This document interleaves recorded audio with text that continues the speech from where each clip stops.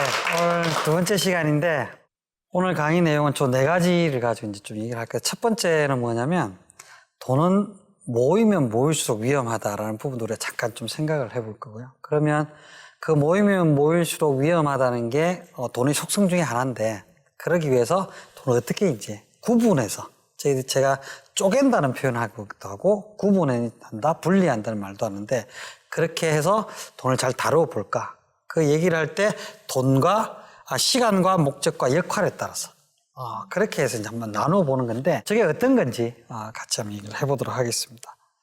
첫 번째 타임은 우리가 돈의 본성에 대해서 얘기할 때 돈은 위험한 거라고 얘기를 했죠. 돈은 우리로 하여금 조금만 잘못하면 돈에 대한 태도가 조금만 잘못되어 있으면 하나님 관계가 멀어지고 천국 못 가고 지옥 가게 만드는 그런 역할도 한다는 우리가 얘기를 잠깐 했고요. 그 다음에 두 번째는 뭐냐면 다른 어떤 시대보다도 지금 돈이 우상이 된 것 같다. 아이들이 직업을 찾는 이유도 돈 잘 벌기 때문에. 모든 가치의 기준이 돈으로 되어버린 돈이 우상인 시대에 우리가 살고 있는 것 같다라는 얘기를 이제 두 번째 얘기했고요. 세 번째는 이제 돈은 나를 나타낸다. 그래서 그 돈에 대해서 위험하고 이 시대의 우상으로 존재하고 있는 돈에 대해서 우리가 어떻게 하느냐는 것들이 나의 신앙, 나의 구원 이런 부분들을 아주 잘 드러내는 것일 수 있다. 여기까지 이제 제가 얘기를 했죠. 자, 근데 그렇게 위험하고 우상인 것 같고 나를 잘못되게 만들 수도 있고 그런 걸 누가 주시는 거죠? 하나님이 주시는 거예요. 이게 뭐예요, 그죠? 아니 어쩌란 말이에요. 이렇게 그렇게 위험하고 나를 망칠 수도 있고 하는 걸 누가 준다고 얘기를 하는 거냐면 하나님이 주신다고 얘기를 하는 거죠. 그래서 우리의 딜레마가 있는 거죠. 하나님 주시는 게 아니고 그냥 사탄이 주는 거 딱 뻔히 보이는 것 같으면 막아 이럴 수 있는데 사실은 그렇지 않은 거죠. 그래서 우리가 돈에 대해 생각할 때 이런 생각을 할 수 있습니다. 마치 아주 잘 드는 그런 칼과 같다. 저게 잘못 쓰면 되게 위험한 거예요. 사람을 죽일 수도 있고 사고 칠 수도 있고 잘못 다루면 나를 해칠 수도 있고 상하게 할 수도 있는 거죠. 근데 저 돈을 잘 다루면 요리사가 칼을 잘 다루면 맛있는 음식을 통해서 사람들 즐겁게 하고 행복해지는 것처럼 돈을 잘 다루면 그 돈이 나와의 내 삶을 윤택하게 하고 행복하게 하고 하나님의 관계도 훨씬 더 정말로 좋은 관계를 맺을 수 있도록 도와주는 거죠. 성도들과의 관계도 마찬가지고 그렇게 긍정적인 역할을 할 수가 있습니다. 그러려면 돈을 다룰 줄 알아야 돼요. 잘 못 다루면 이렇게 되잖아요. 돈을 칼은 어떻게 해야 되고 칼 자꾸 다뤄봐야 돼요. 그러려면 칼이 어떻게 생겼고도 봐야 되고 저걸 자꾸 써봐야 되는 거고 생각을 하면서 이걸 잘 다루기 위해서 어떻게 해야 되니 고민하면서 자꾸 연습을 하고 해야 다루는 실력이 자꾸 늘어나는 거죠. 아니 돈이란 게 뭐 그런 거지라면 그냥 썼다가는 별거 아니야라고 무시했다가는 그 돈이 우리한테 화가 될 수가 있는 거죠. 그래서 잘 다뤄야 되는데 그 다루는 자를 우리는 이제 청직이라고 얘기하죠. 그래서 우리가 청지기전 삶을 이해를 할 때 우리가 받아들여야 될 전제가 있습니다. 세 가지. 첫 번째는 금방 우리가 얘기한 것처럼 돈은 누가 주시는 것이다? 하나님이 주시는 거다. 자, 근데 이게 하나님이 주신 건지 누가 준 건지를 제가 여러분들이 가지고 있는 돈을 이거는 하나님이 주신 거고요. 이건 누가 주신 거 이렇게 증명해낼 수가 없습니다. 저거는 우리의 사실은 신앙 고백입니다. 생각보다 많이 우리는 아니야. 그건 하나님 주신 게 아니고 내가 얼마나 고생을 얼마나 많이 했는데 그 돈을 내가 하려고 이런 생각을 하게 될 때가 되게 많죠. 여러분 11조를 할 때 3만 원, 5만 원, 10만 원 아르바이트 할 때 또는 이제 첫 월급을 받았을 때 15만 원, 20만 원, 30만 원 할 때 11조를 하는 것과 돈을 많이 벌어서 100만 원, 200만 원 11조를 할 때 어떨 때 11조를 하는 게 더 쉬울까요? 작을 때 하는 게 편합니다. 경험이 없으셔서 잘 모르실 수도 있지만 돈은 작을 때 11조를 하기 더 쉽습니다. 자꾸 많아지면 이제 그게 점점 더 어려워지는 거죠. 그래서 돈은 하나님이 주신 게 아니고 내 능력으로 내가 정말 고생해서 얻었다는 게 개입되는 순간 하나님께 드리기가 점점 더 힘들어집니다. 그래서 돈은 하나님이 주신 것이다라고 하는 그 고백은 우리가 신앙 고백이라는 게 항상 푹 젖어 살면 좋겠지만 사실 안 그럴 때가 많고 불쑥불쑥 내가 한 건데 저 사람이 나한테 한 거야. 하나님이 아니야 라고 하는 것도 불쑥불쑥 들어올 때가 있습니다. 그럴 때 신앙 고백은 항상 싸우는 것인 것 같습니다. 그래서 영적인 고백들을 계속 할 수 있는 것들은 우리가 신앙 정도를 사실 드러내는 좋은 지표 중에 또 하나일 수도 있습니다. 하나님 주셨기 때문에 우리가 그걸 잘 다뤄야 되는데, 근데 우리가 잘 또 생각해야 될 것 중에 하나가 뭐냐면, 돈은 하나님께 주시는 건데 그 사람들마다 양이 다릅니다. 교회에서 돈에 대해서, 재물에 대해서 설교를 하거나 말씀을 전하시는 분들 중에 모든 사람들이 다 부자가 된다, 모든 성도들은 다 부자가 돼야 된다고 하는 이야기는 제가 가지고 있는 생각과는 좀 다릅니다. 그것은 또 하나의 어떤 거냐면, 하나님이 주시는 축복이나 이런 것들이 모두 돈으로 다 가치가 치환되어 있는 것일 수 있습니다. 하나님이 우리한테 주시는 축복은 물질뿐만이 아닙니다.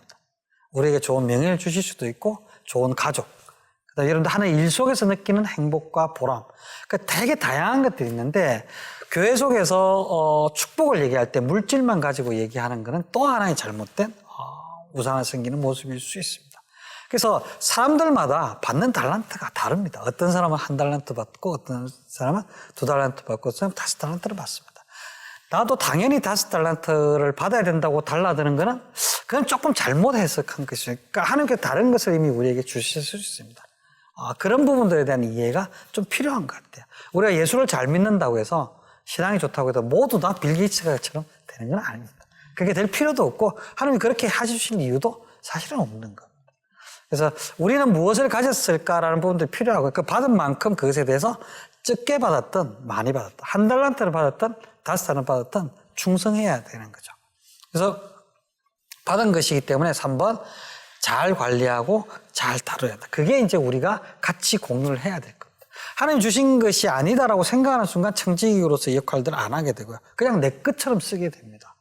그 다음에 사람들마다 받은 것이 다르다는 것들을 우리가 인식하지 않으면, 왜 나는 저렇게 복 주시 않냐고 하나님께 이야기하게 되고, 그것이 아는 것이 마치 내가 신앙이 문제가 있는 것처럼 이야기하기도 하고 그렇게 또 느끼기도 합니다. 저는 그게 하나님 우리한테 원하시는 것이 아니라고 생각하고요. 단지 그런 전제하에서도 어쨌든 우리가 받은 것은 하나님께 주신 것이니까 이제 잘 다뤄야 된다고 우리가 생각을 하는 게 더 긍정적이라고 생각합니다. 바람직한 신앙의 모습이라고 생각하고요. 그래서 그런 관점에서 그러면 어떻게 다뤄야 될 거냐? 세상에 돈을 다루는 것과 관련된 책들이 참 많이 있습니다. 저는 여기서 출발한 거죠. 일단 돈은 뭉치면 뭉칠수록 힘이 세지는 괴물 같은 놈이다 라는 것을 시작합니다. 돈이 적을 때는 그 돈 때문에 사고 나는 경우가 그렇게 많지 않습니다. 적은 돈은 쉽게 바칠 수도 있고요. 적은 돈은 좋은 곳에 기부를 쉽게 할 수도 있습니다. 근데 돈이 많아지면 이제 적이 되는 거죠. 돈이 많아지면 돈 때문에 나한테 달라드는 사람들도 많이 생깁니다. 돈 때문에 자꾸 사고들이 생기는 거고. 그다음에 돈이 자꾸 많은 사람들이 세상을 잘못 자꾸 바꾸려고 하는 경우들이 많습니다. 여러분, 부자라고 하면 느낌이 좋으세요? 나쁘세요? 언제부턴가 우리나라 사람들 부자라는 단어 앞에 행복한 부자, 착한 부자 이런 단어들을 붙이기 시작했습니다. 그런 단어들을 붙이는 의미 속에서는 이런 게 있는 거죠. 부자들은 행복하지 않아, 착하지 않아, 뭐 이런 생각도 들고요. 또 착하지 않고 행복하지 않았으면 좋겠다라고 하는 또 바람이 들어가 있을 수도 있습니다. 돈이 많아지면 그만큼 문제를 많이 일으키는 것들을 많이 봤거든요. 그래서 제가 후배 한 명이랑 얘기를 하는데, 후배 녀석이 어떤 모임에 갔다. 그 친구가 이제 어떤 그룹에서 사회공헌팀에 있던 친구. 끝나고 저하고 얘기를 하다가 이런 얘기를 해요. 어제 정말 기분이 나빴대요. 왜 그 기분이 나빴냐? 그러니까 사람들하고 모여서 얘기를 하는데 이 사람들이 되게 부자래요. 근데 사회공헌팀이니까 좋은 사람들이 모이잖아요. 부자인데 착하기도 해요. 짜증나 죽는 줄 알았어요. 우리 생각 속에는 이제 그런 것도 좀 있는 것 같아요. 근데 다 그런 건 아니지만 돈은 모이면 모일수록 그런 위험들이 있는 것 같습니다. 그래서 제가 돈을 다루는 법을 생각할 때 이런 관점을 생각했습니다. 모여있는 걸 분리하고 나누고 쪼개보자. 그래야 돈을 잘 다룰 수 있지 않냐. 이제 그렇게 생각하다 보니까 모든 문제들이 다 그런 것 같아요. 이렇게 추상적으로 막 뭉뚱그려져 있으면 다루기가 좀 힘든 것 같아요. 우리가 또 목표가 있으면 그 목표를 시간에 따라 탁 나눠보면 한 단계씩 할 수 있잖아요. 예를 들어 가족과의 문제, 골치 아픈 아들, 아들 때문에 힘들어 이러면 문제 해결이 안 됩니다. 그 녀석이 무엇이 힘들고 어떤 부분들이 나하고 관계에서 힘들게 하는지 좀 구분을 해봐야 되거든요. 그래야 하나씩 해결해 나갈 수 있습니다. 우리 시대 돈 문제도 그런 것 같아요. 그래서 제가 3가지 기준을 만들어 봤습니다. 제 나름대로. 첫 번째는 뭐냐면 시간이란 기준이 있습니다. 돈을 나눠야 되는데 돈 문제 이러면 해결이 안 되는데 돈을 뭘로 나누냐면 시간을 가지고 나누는 거죠. 그래서 제가 오늘의 돈과 내일의 돈을 나누라. 지금 현재의 돈과 미래의 돈을 나누는 것. 그걸 시간을 가지고 나눈다고 생각해요. 두 번째는 목적을 가지고 나눠요. 여러분 저축하세요? 네, 그죠? 하시죠, 그죠? 네. 저축이라는 게 생소한 단어가 될 때도 있습니다. 근데 어쨌든 우리가 저축을 하고 돈을 모으고 하는데 그 돈을 모으는 목적이 있습니다. 그 목적에 따라서 돈을 구분할 필요가 있습니다.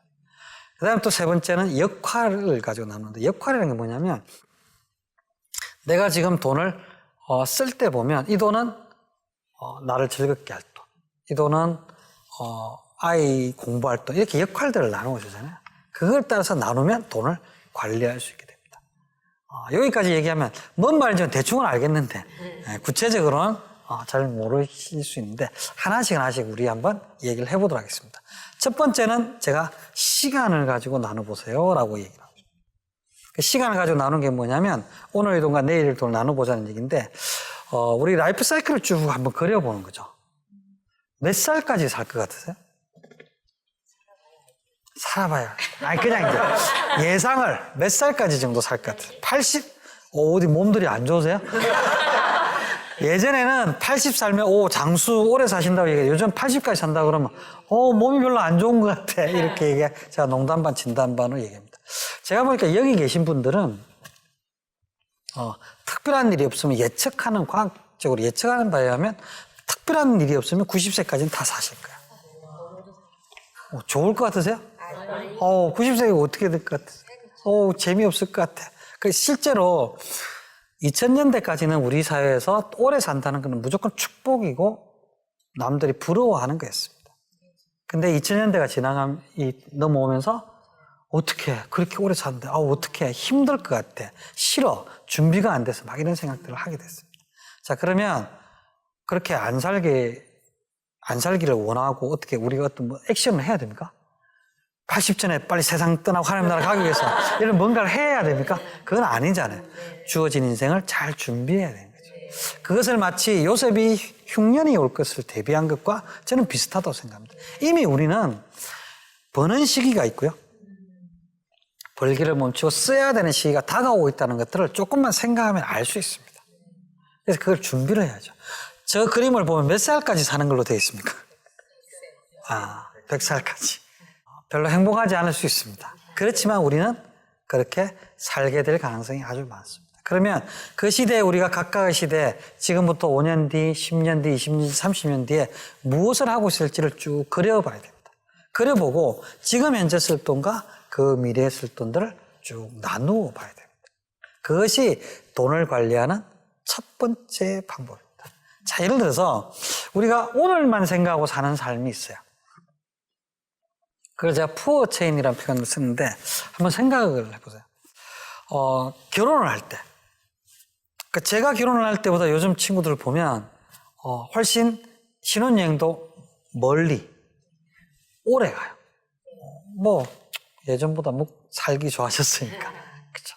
결혼식 비용도 아주 많이 듭니다. 그래서 제가 이런 얘기를 하죠. 야, 비디오 나 20년 넘었는데 2번밖에 안 봤을 때까지 쓸데없는 돈 쓰지 마. 이런 얘기를 하고 괜찮아. 거기에서 드는 돈을 줄여가지고 집을 자녀 키우는데 이렇게 쓰기 위해서 저축하고 이렇게 해봐. 그렇게 하는 게 훨씬 더 이성적이고 합리적이고 경험적으로 그게 오라. 이렇게 얘기하면 그 친구들 뭐라고 얘기하죠? 평생에 한 번밖에 없는데 이렇게 얘기합니다. 그럼 제가 요즘은 농담 반 진담 반으로 야, 네가 한 번 할지 2번 할지 어떻게 하라. 이렇게 얘기를 하는데 어쨌든 제가 교회 밖에서 강의를 할 때 그런 얘기도 합니다. 근데 어쨌든 뭐냐면 오늘만 이번 한 번밖에 없는 건데 근데 그럴 필요가 없는 거거든요. 계속 삶을 살아갈 거기 때문에 좀 합리적이고 이성적으로 생각하면 그걸 나누어야 되는 거죠. 근데 그거를 오늘 이러면서 삽니다. 그 애가 생기면 하나밖에 없는 애. 지금 이 시기는 얘한테 한 번밖에 없는 건데 그러면서 옷 좀 언니들 입는 거 이렇게 물려받아 입혀도 되는데 옆집에 사는 그 선배가 입던 거 입으면 충분히 되는데 하나밖에 없는 애. 이 시대에. 그러면서 유모차도 비싸게, 분유도 비싼 거 막 이런 거죠. 그러다 아이들이 크면 그래서 이제 웨딩 푸어라 그러고 아이가 생기면서 가난해지는 걸 베이비 푸어라 그러고. 그리고 이제 나이가 이제 40대, 50대가 되면 아이들 교육시킨다고. 교육이 상한선이 없죠. 그게 참 슬픈 이야기입니다. 상한선이 없는 거예요. 얼마든지 더 돈을 들였습니다. 그래서 돈을 들이면서 에듀 푸어가 돼요. 그렇게 돈을 쓰다 보니까 결국 뭐가 되냐면 은퇴해서 실버 푸어가 돼요. 그런 걸 이제 푸어 체인이라고 합니다. 그 푸어 체인 속에서 제일 슬픈 거는 뭐냐면 호프 푸어라고. 그래서 희망이 없는. 그러니까 그렇게 살아가는 참 이 시대에 많은 사람들이 있습니다. 그런 사람들을 오늘만 사는 사람들이라 그럽니다. 그 다음에 내일만 생각하는 사람들이 있어요. 우리 드라마 같은 데 보면 이 여인의 향기에 나오는 김선아 씨가 어떻게 하냐면 정말 지질이 궁상으로 살면서 돈 모아서 나중에 시집까지 여행까지 계속 모으고서 그렇게 살아요. 그렇게 살다가 시한부 선고를 받습니다. 그 시한부 선고를 받고 나서 전화를 받는데 어디서 전화가 오냐면 은행에서 전화가 와요. 은행에서 전화가 와서 은행에 가서 상담을 이렇게 합니다. 그래서 은행 직원이 이렇게 너무 알뜰하신 것 같아요. 어떻게 이렇게 돈을 모으셨어요? 정말 대단하신 것 같아요. 이렇게 얘기하니까 김수환 씨가 뭐라고 얘기했냐면 아끼고 또 아낀 거예요. 먹고 싶은 거 안 먹고, 입고 싶은 거 안 입고, 사고 싶은 거 안 사고 모은 거예요. 그게 저 너무 억울해요. 이러면서 막 우는 모습이 막 나옵니다. 이것도 좋은 게 아니에요. 쓸 때는 쓰고, 그죠? 오늘을 쓸 때는 쓰고 내일을 위해 준비하고 이걸 잘 구분하는 거예요. 그걸 구분하는 게 뭐냐면 이런 그림을 그려보는 거예요. 지금 내 나이가 몇 살이고 5년 뒤, 10년 뒤에 어떤 일들이 벌어질지를 생각하는 거예요. 그러면서 지금 쓸 돈과 내일 쓸 돈을 구분을 하고 내 시각 속에서 이거는 오늘의 나의 행복과 우리 가족의 행복과 내가 봉사해야 될 것들 이런 돈들을 위해서 오늘 쓸 돈을 모아놓고 또 나한테는 미래가 있으니까 미래에 쓸 돈들 모아놓으려고 하는 그런 힘. 그거 힘이 있어야 되는데 그 힘이 있으려면 라이프 사이클을 쭉 한번 그려보셔야 돼요. 안 그러면 저축하는 게 재밌나요? 쓰는 게 재밌나요? 그죠? 쓰는 게 재밌어요. 저도 쓰는 게 재밌어요. 그러다 보니까 그걸 저축을 하려면 힘들어요. 명확하게 지금도 나를 위한 돈이고 내일의 돈도 나를 위한 돈이고 지금도 우리 아이를 위한 돈이고 내일도 우리 아이 대학 갈 돈이고 이런 것들을 구분을 할 수 있어야 내가 지금 저축하고 하는 것도 행복할 수 있습니다. 그래서 지금 이제 제가 말씀드린 건 뭐냐면 돈은 모이면 위험하다. 그죠? 그러면 어떻게 해야 되냐면 좀 구분하고 나누고 쪼개야 되는데 그렇게 한 첫 번째 기준이 뭐냐면 시간이다. 그 시간 기준을 활용하는 방법은 뭐냐면 여러분들의 라이프 사이클 한번 쭉 그려보시라. 그 얘기를 드린 거예요. 정말 좀 명심하셨으면 좋겠고 꼭 한번 집에 가서 한번 해보셨으면 좋겠어요. 지금 5년 뒤, 10년 뒤, 20년 뒤, 30년 뒤, 40년 뒤, 50년 뒤에 나는 무엇을 알고 있고 누구와 어떻게 살 것인지.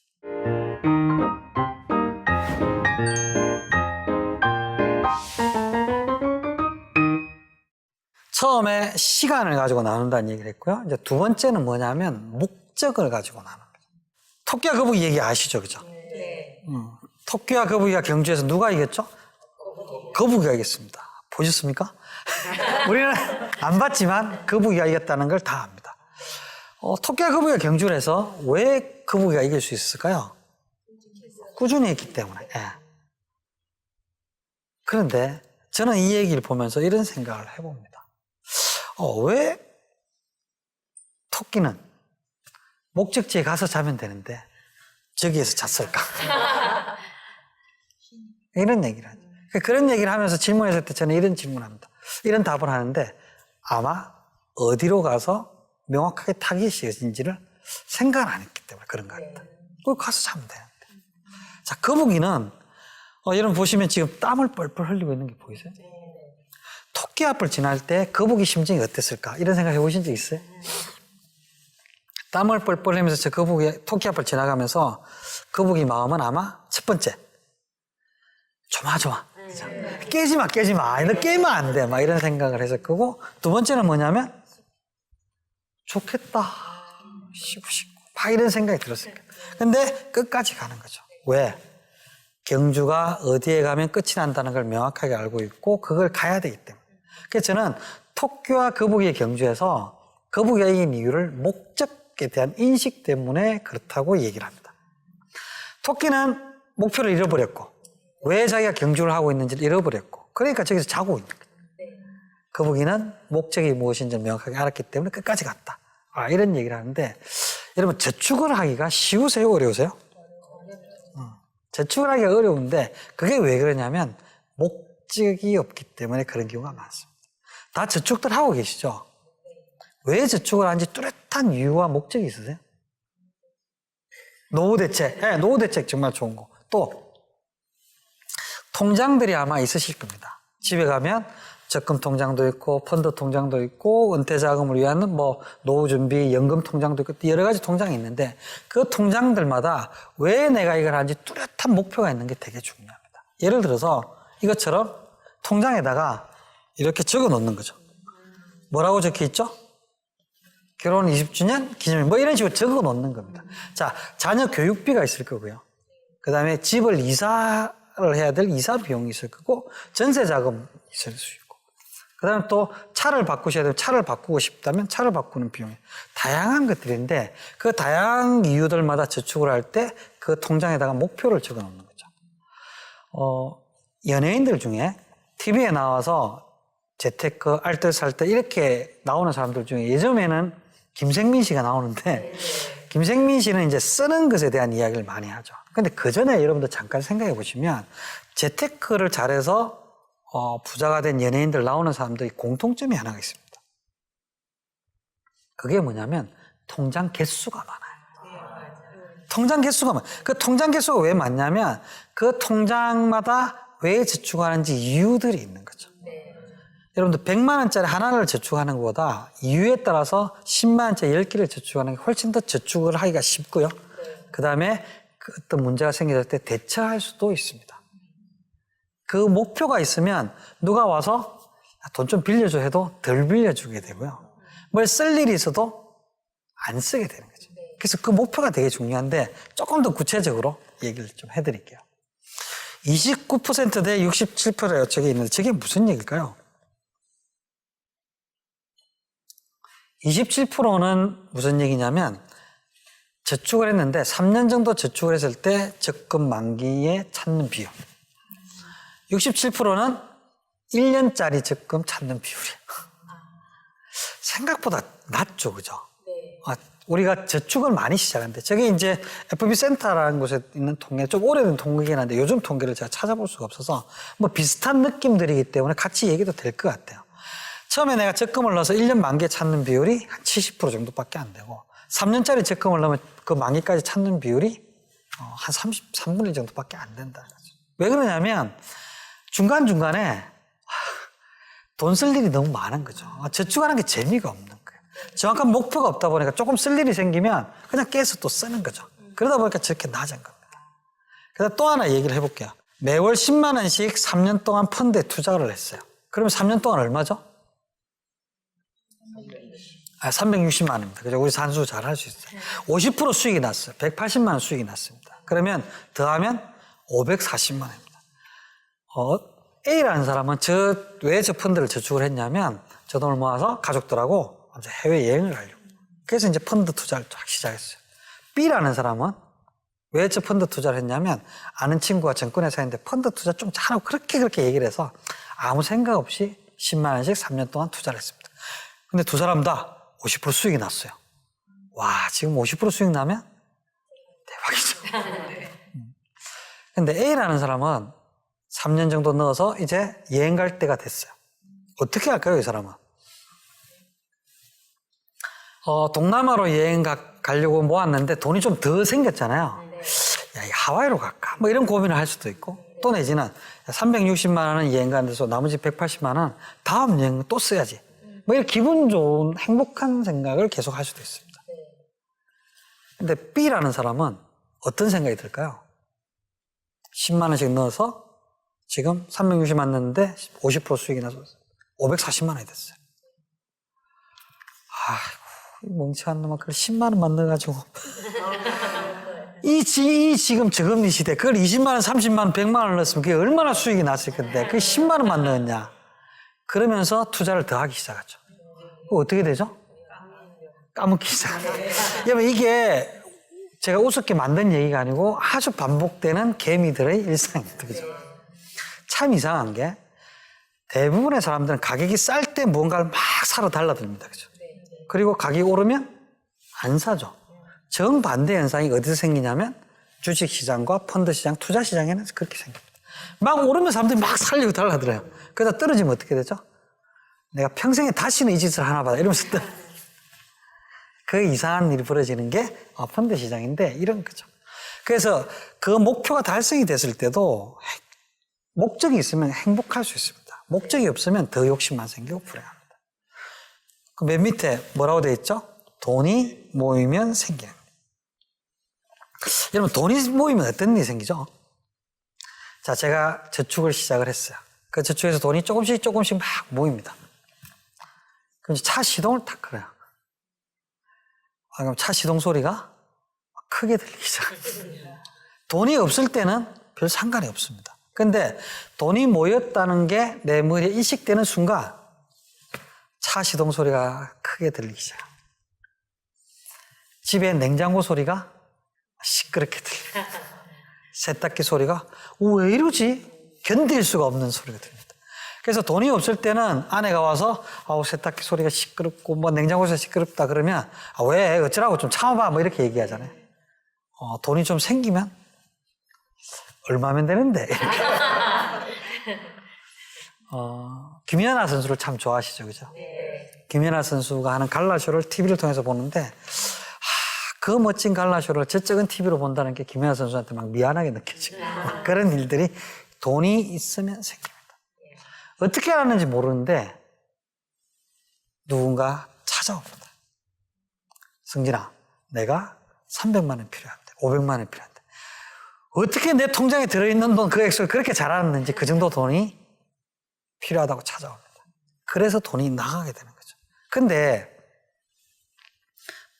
돈이 왜 저축하는지 정확하게 적어놓으면 이 돈이 우리의 대학 보낼 돈이고 그렇죠? 그러면 돈들이 목표들이 정확하게 있으면 차 시동 소리가 좀 시끄러워도 안 깨져. 명확한 목표가 있기 때문에 아니야 이거는 우리의 대학 보낼 돈이기 때문에 그 차 사는 데 쓰면 안 돼. 이런 일들이 그러니까 돈을 관리를 잘하고 하는 힘이 생기려면 통장에 왜 돈을 저축하는지 목표를 정확하게 적어놓는 게 정말 필요합니다. 그래서 지금 선생님들 어떻게 하셔야 되냐면 집에 가서 이제 통장들을 쫙 끓여놓고 내가 왜 이 통장을 가지고 저축하는지를 정확하게 적어보는 거예요. 그게 돈을 관리하는 힘이 생기는 아주 좋은 방법입니다. 자, 근데 우리는 저축을 아무리 목적을 가지고 저축을 하더라도 그 저축을 깨야만 하는 일들이 생길 수가 있습니다. 집안에 어른이 아프세요. 수술을 받았대. 돈을 좀 형제들이나 뭐 이렇게 모아서 드려야 되는 상황이에요. 아니요, 그 돈은 우리 애 대학 보낼 돈이기 때문에 못 깨요. 뭐 이렇게 할 수 있습니까? 그렇게 못 하죠. 근데 돈이 100만 원을 저축하는데 그 100만 원 자체가 전부 다 한 통장에 들어가 있잖아요. 그러면 그 통장을 깹니다. 그래서 뭐 아버님 병원비를 좀 보태죠. 남는 돈이 있죠, 그죠? 그 돈은 어떡하죠? 이 돈은 하나님이 쓰시라는 거예요. 그래서 그 돈을 또 신나게 쓰죠. 그게 목적이 없으면 생기는 일입니다. 어떻게 하는 거냐면 100만 원을 저축하더라도 어떤 돈은 우리의 대학 등록금, 어떤 돈은 차 살 돈, 어떤 돈은 해외여행 갈 돈 이렇게 구분이 되어 있으면 어떤 걸 깨야 될지 내가 선택하고 판단할 수가 있는 거죠. 모여져 있으면 그 구분이 잘 안 됩니다. 나눠져 있으면 우리가 그걸 구분할 수 있는 거죠. 그래서 무엇에 따라 나눠야 된다? 저축하는 목표에 따라서 목적에 따라서 나눠야 됩니다. 그 또 하나 아주 중요한 게 뭐냐면 저축하는 목적이 있으면 그 저축하는 목적에 따라서 우리가 뭘 선택해야 되냐면 상품을 선택하잖아요. 어떤 상품을 선택해야 되냐? 이런 고민들을 우리가 해야 됩니다. 자, 그러면 좋은 금융상품, 나쁜 금융상품이 있다 그러면 우리가 좋은 금융상품을 선택하고 나쁜 금융상품을 선택하지 않으면 되죠. 자, 그러면 좋은 금융상품은 어떤 상품입니까? 금리 높고 안전하고 내가 필요할 때 언제든지 찾아 쓸 수 있고 이런 게 이제 좋은 금융상품입니다. 그런데 그런 좋은 금융상품은 대한민국에 금융상품이 몇 개인 줄 아세요? 네, 5만 가지 금융상품이 있습니다. 몰라요. 그게. 제가 15,763개가 있습니다라고 얘기하면 아무도 그걸 셀 수가 없어요. 그냥 그런갑다 할 만큼 많은 금융상품이 있습니다. 그 금융상품에 좋은 금융상품과 나쁜 금융상품 이렇게 나눌 수 있나요? 그렇게 나눌 수가 없어요. 그러면 어떤 금융상품을 선택해야 되냐면 적합한 상품을 선택해야 됩니다. 모든 금융상품은 탄생한 이유가 있어요. 예를 들어서 언제든지 내가 찾아 쓸 수 있는 유동성이 있는데 조금 그래도 수익이 생겼으면 좋겠다라고 만든 상품이 CMA, MMF, MMDA 이런 상품입니다. 그래서 내가 언제든지 찾아 쓸 수 있으면서도 약간 금리가 좀 주는 거 이렇게 찾으려면 그냥 보통 예금 통장 금리가 그게 제로니까 그거 말고 그런 상품을 선택하시면 조금 이자를 받을 수 있습니다. 내가 한 3년에서 5년 정도 좀 저축을 하려고 그러는데 거기에 적합한 상품이 뭘까라고 생각하면 그 상품은 펀드 상품이라는 걸 위주로 상품을 여러분들이 선택하실 수 있습니다. 10년, 20년 지나면서 은퇴 준비를 하고 자녀 교육비를 위해서 준비하는 작업이다라면 아주 장기적으로 할 때는 경우에 따라서 보험 상품이 더 적합할 수가 있습니다. 그러면 그 적합한 상품을 선택한 제일 중요한 기준이 뭐냐면 투자 기간입니다. 1년에서 3년 내에 써야 되는 상품은 투자 상품을 쓰시면 안 됩니다. 자, 3년 뒤에 우리 애가 결혼을 할 거야. 내가 결혼할 수도 있고 우리 애가, 여기는 내가 결혼할 분은 안 계실 것 같긴 한데. 자, 어쨌든 결혼을 우리 애가 3년 뒤에 결혼을 하게 돼요. 그러면 그 돈을 3년 이내 내년에 내후년에 결혼하게 되는데 그 돈을 결혼자금이 좀 부족해. 그래서 펀드 투자를 해야 될 것 같아. 라고 해서 펀드 투자를 해서 수익을 좀 더 넣기 위해서 투자 상품에 넣었어요.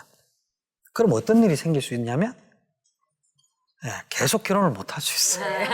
왜냐하면 조금 부족한 걸 더 높이기 위해서 했는데 실제로는 더 마이너스가 될 수 있는 거죠. 그래서 단기적으로 3년 이내에 반드시 써야 될 돈은 안정적인 상품을 해야 됩니다. 그러면 다 안정적인 상품을 하면 되나요? 안 해요. 5년, 7년, 10년 가는 상품은 투자 상품을 선택해야 됩니다. 왜 그러냐면 지금 100만 원인 물건이 내년에는 130만 원, 150만 원 되는 게 그게 물가 상승률이에요. 130만 원, 150만 원 좀 과하고 103만 원, 105만 원 이렇게 되는 게 그게 물가 상승률입니다. 근데 은행에 넣어놓으면 내 돈 얼마 되죠? 지금 은행 금리가 2%가 안 되죠? 1.5%면. 그러면 내 돈이 100만 원이 101만 원, 102만 원 이렇게 되는 거죠. 그러면 실제 내 돈의 가치는 어떻게 되는 겁니까? 내 돈의 가치는 더 떨어지는 거죠. 실제 내가 오늘 살 수 있던 게 내년에 은행에 저축한 돈을 찾아서 못 사게 되는 거니까 실제로 명목 금액은 10,000원, 15,000원, 20,000원 늘었지만 실제 가치는 떨어지게 되는 거죠. 그게 단기적으로는 괜찮습니다. 근데 장기적으로는 점점 내 돈의 가치가 떨어지는 거예요. 그래서 적절한 투자 상품을 써야 됩니다.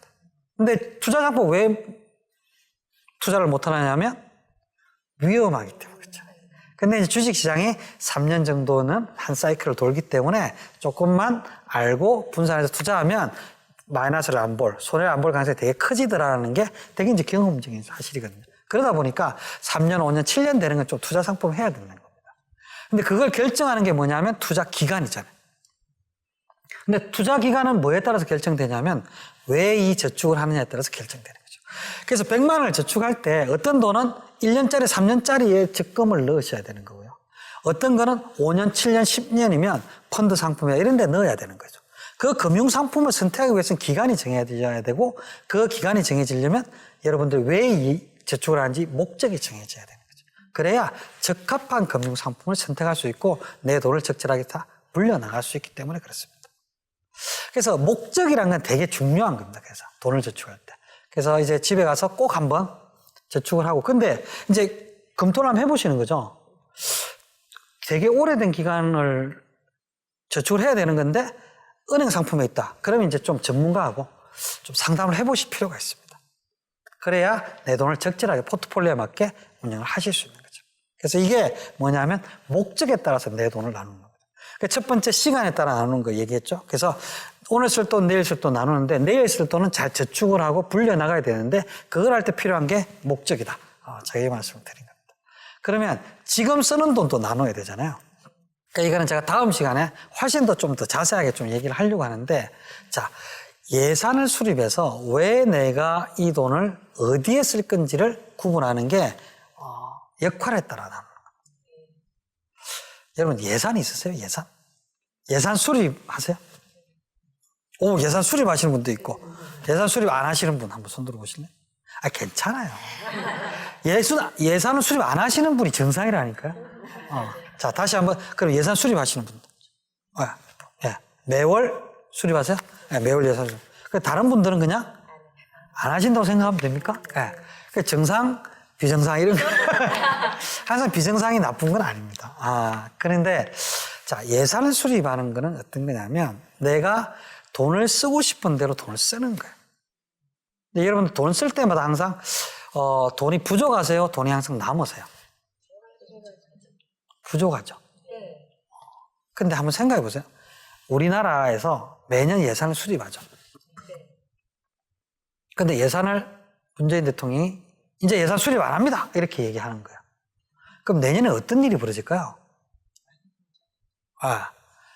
예산이라는 건 뭐냐면, 자, 내년에 우리나라에 쓸 것이 여기 있는 거야 라고 생각을 하는 거예요. 그러면 여기 있는 걸 딱 정해서 요 안에 쓸 거라고 딱 계획을 세워놓는 거잖아요. 근데 그게 없으면 대한민국에 돈 쓸 데가 얼마나 많겠습니까? 그러면 각 지방에 있는 지자체들이 전부 다 나서서 우리도 주세요. 여기 막 그러면 예산이라는 건 뭐냐면, 자, 여러분들 이제 지자체에 가서도 뭐 어떤 일들을 보실 수 있고 학교도 예산들을 가지고 하는데, 자, 여러 군데에서 돈을 막 달라 그래요. 그러면 아니 못 줘. 왜? 지금 예산이 있잖아. 예산이 있기 때문에 이 예산대로 우리가 써야 되거든. 그래서 너한테 돈을 못 줘. 이렇게 하는 기준을 가지고 얘기를 할 수 있잖아요.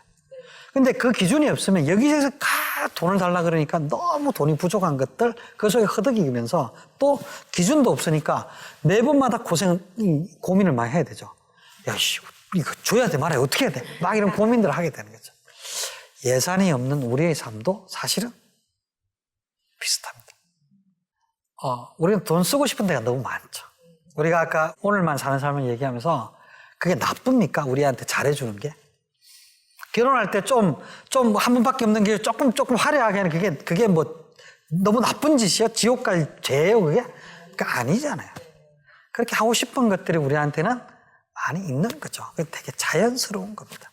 단지 우리가 기준을 세워서 요 정도는 써도 돼. 안 해도 되는 기준이 있으면 쓸 것과 안 쓸 것을 구분을 할 수 있는 거죠. 그래서 그걸 안 세워놓으면 우리가 너무 힘듭니다. 그걸 할 때마다 고민하고 할 때마다 스트레스를 받고 이래야 되기 때문에. 그래서 우리한테 필요한 건 뭐냐면 저 기준을 가지는 거. 기준을 가지고 역할에 따라 나누어 보는 겁니다. 그 나누는 것들은 내가 지금 여러분들이 뭐 자기 개발을 하는 돈, 그 다음에 자녀 교육하는 그런 역할들을 따라서 쭉 나누어 보는 건데 그 구체적인 얘기는 제가 다음 시간에 조금 더 자세하게 하도록 하겠습니다. 그래서 나눈 세 가지 기준 얘기는 첫 번째는 뭐냐면 시간을 가지고 나온다는 얘기. 두 번째는 목적을 가지고 얘기한다. 세 번째는 정확하게 기억을 하고 계십니다. 자, 그 기준에 대해서 좀 얘기하는 것들은 제가 다음 시간에 조금 더 얘기를 하도록 하고요. 오늘 얘기를 마무리하면서 돈의 본색에 대해서, 돈에 대해서 알아보는 것들을 이제 두 번째 시간에 마무리하려고 하는데, 저는 이런 생각을 우리 크리스찬들과 같이 나누고 싶은 생각이 항상 있습니다. 세상에 참 돈에 대해서 아름다운 이야기들이 많이 있고 돈에 대해서 나쁜 이야기들이 많이 있는데 돈을 자꾸 누군가에게만 모이게 하고 이러다 보니까 나쁜 일들이 자꾸 생기는 것 같아요. 근데 이렇게 세상에는 자본주의 그런 문제점을 지적하면서 좀 같이 살아보자 이런 흐름들이 쭉 있습니다. 그런 흐름들이 크게는 협동조합 같은 흐름들이 있어요. 그래서 많은 사람들이 같이 모아서 한 사람의 자본으로 가지고 하는 게 아니라 여러 사람의 돈을 모아서 같이 생산하고 같이 판매하고 또 그 수익도 같이 나누자는 이야기들이 많이 있습니다. 그게 협동조합이 있고요. 그 다음에 사회적 기업 이야기들이 많이 나옵니다. 그게 어떤 거냐면, 사회에서 건강한 일을 하기 위해서, 나눔을 위해서 기업을 하는 사람들. 그런 이야기들이 또 많이 나옵니다. 그게 대표적인 게 이제 그라민은행이죠. 그 이디오피아의 그라민은행에서 아주 정말 가난한 사람들한테 우리로 치면 진짜 10,000원, 20,000원 이 정도를 대출해서 그 사람들이 조그만 일들을 할 수 있는 기반을 만들어줘서 그 사람들이 생계를 유지할 수 있도록 만들어줬다. 그라민은행 이야기 있습니다. 또 우리나라에서는 아름다운 가게 뭐 이런 것들인데 그게 건강한 사회적 기업이 있죠. 그 다음에 요즘에는 뭐 다양한 사회적 기업의 시도가 있습니다. 공정무역에서 커피를 가지고 또 사회적 기업을 하고 뭐 이런 게 다양하게 있고요. 그 다음에 또 이제 장애인들을 돕는 그런 사회적 기업들이 있습니다. 그 다음에 공동체 경제가 있습니다. 혹시 뭐 소카 이런 거 혹시 사용해 보신 분 있으세요? 예, 네, 사용해 보신 적 있습니까? 예, 네. 되게 편하죠, 그죠? 이런 거예요. 왜 차는 그렇게 계속 서 있는 시간이 많은데 사람들마다 그렇게 차가 있어야 될까? 뭐 이런 문제의식에서 생긴 겁니다. 필요한 사람 시간만 쓰면 되니까 그런 것들 이제 나누는 그런 공유와 같은 것들이 되게 많이 나오는데 저는 그런 생각이 듭니다. 협동조합, 사회적 기업, 그 다음에 그런 공유경제 이런 부분들이 우리 교회에서는 이미 많이 이루어져 있습니다. 바자회 같은 것도 많이들 하시고 이런 것들 하시잖아요. 그게 공유경제입니다. 그리고 교회 내에서 선배들이 후배 집사님들한테 아이들 옷들을 나눠주고 책들을 나눠주고 이런 것들이 공유경제죠.